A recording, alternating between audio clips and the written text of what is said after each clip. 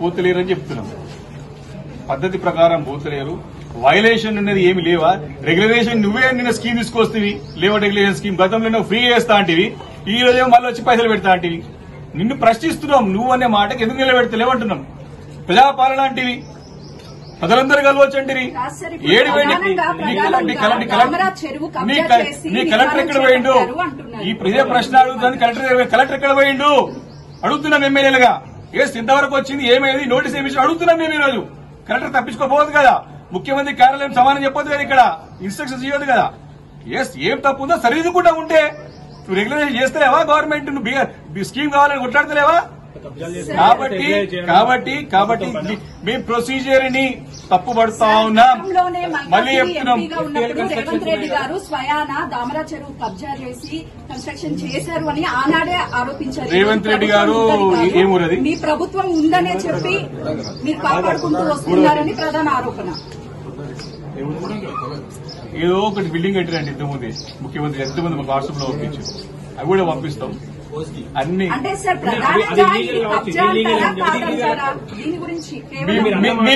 మేము అదే అడుగుతుంది. కలెక్టర్ గారు పోయినాం, కలెక్టర్ ఆన్సర్ ఇవ్వాలి కదా మాకు. మేము బాధ్యత గల శాసనసభ్యులుగా, ఎమ్మెల్యేలుగా, సీనియర్ శాసనసభ్యులుగా అదే కలెక్టర్ అడుగుతాం పోయినాం. దానికి సమానం రావాలి కదా మాకు, అది రాలే అంటున్నాం. మీరు చెప్పిన మాటల ప్రకారం ఇది కబ్జానే చేయలేదు. ఇక్కడ ఇది సుమారు 55 ఎకరాల ల్యాండ్ 94-95లో పర్చేజ్ చేసుకున్న భూమి. ఇక్కడ దీంట్లో నుంచే మా జాగా నుంచే 15 ఎకరాలు రింగ్ రోడ్ లో కూడా వెళ్ళింది. మిగతా దాంట్లో మేము కాలేజీలు కట్టుకున్నాం. ఈ కాలేజీలు కట్టుకున్న కొంచెం జాగాల మాకేంది అంటే చికన్ ల్యాండ్ అంటారు, ఏదైతే FTL ట్యాంక్ ఫుల్ అయినప్పుడు మా పట్టా భూములకు కూడా నీళ్లు వచ్చేదాన్ని చికన్ ల్యాండ్ అంటారు. అవి మేము మొత్తం కూడా పార్కింగ్ కి దానికి వినియోగించుకుంటున్నాం.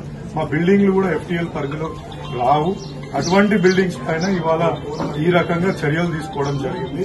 ఇది గత ఇంతకుముందు ఎమ్మెల్యే గారు చెప్పినట్టు 25-26 సంవత్సరాల నుంచి ఈ యొక్క కాలేజ్ ఎస్టాబ్లిష్మెంట్ అయింది. అప్పటి నుంచి ఇప్పటి వరకు కూడా ఒక కలెక్టర్ గాని, ఒక మున్సిపల్ అధికారి గాని ఒక్క నోటీస్ కూడా ఇవ్వలేదు. ఇవి రెగ్యులరైజేషన్ అంటే అప్పుడు మున్సిపల్ పరిధిలో ఉన్న మున్సిపాలిటీ గ్రామ పంచాయతీ పరిధిలో ఉన్నప్పుడు గ్రామ పంచాయతీ పర్మిషన్లు తీసుకున్నాం. RDO గారు కూడా ఇక్కడ కట్టుకోవచ్చు అని ఆయన సర్టిఫై చేసింది ఉంది. తర్వాత ఇవన్నీ కాదు, HMDలో జాయిన్ అయింది కాబట్టి ఈ ఏరియా మొత్తం దీన్ని రెగ్యులరైజ్ చేసుకోవాల్సిందిగా వాళ్ళు సూచించినప్పుడు 2015లోనే రెగ్యులరైజేషన్ కోసం సుమారు 90 లక్షల రూపాయలు కూడా ఈ యొక్క సంస్థ ద్వారా కట్టినాం. అది సుప్రీంకోర్టులో కూడా ఆగి ఉంది, ప్రిజుడైజ్ ఉంది. ఎందుకంటే సుప్రీంకోర్టులో ఇవన్నీ రెగ్యులరైజ్ చేయడానికి వాళ్ళు కొన్ని మార్గదర్శకాలు అప్పుడు ఉన్న స్టేట్ గవర్నమెంట్ ని అడగడం జరిగింది. వాళ్ళు సబ్మిట్ చేయాలా. ఇంకోటి సుప్రీంకోర్టులో అలానే ఆ ఫైల్ ఉంది. ఆ ఫైల్ వస్తే మాది రెగ్యులరైజ్ కూడా అయ్యే అవకాశం ఉంది. ఇక్కడ ఒకటి ముఖ్యంగా చెప్పాలనుకుంటే ఇది కంప్లీట్ గా మా పట్టా భూమి. ఇందులో ఎటువంటి గవర్నమెంట్ భూమిలో మేము చొచ్చుకెళ్లింది లేదు. ఇది కంప్లీట్ గా మాకు కొనుక్కున్న పట్టా ప్రకారంగా ఉన్న భూమి కాబట్టి దయచేసి ఇది అర్థం చేసుకోవాలా. కాదంటే 1-2 మీరు అన్నట్టు ఒక చిన్న డీవియేషన్స్ ఉండొచ్చు, దాన్ని కూడా మేము రెగ్యులరైజేషన్ కోసం అప్పుడే ఫీజు కట్టి కూడా పెట్టినాం. కాబట్టి ఇది సుప్రీంకోర్టులో అలాగే ఉంది. సుప్రీంకోర్టు క్లియరెన్స్ ఇస్తే వస్తుంది. ఇంకా ముఖ్యంగా ఇవాళ నోటీస్ ఇచ్చిండ్రు ఒక వారం కింద.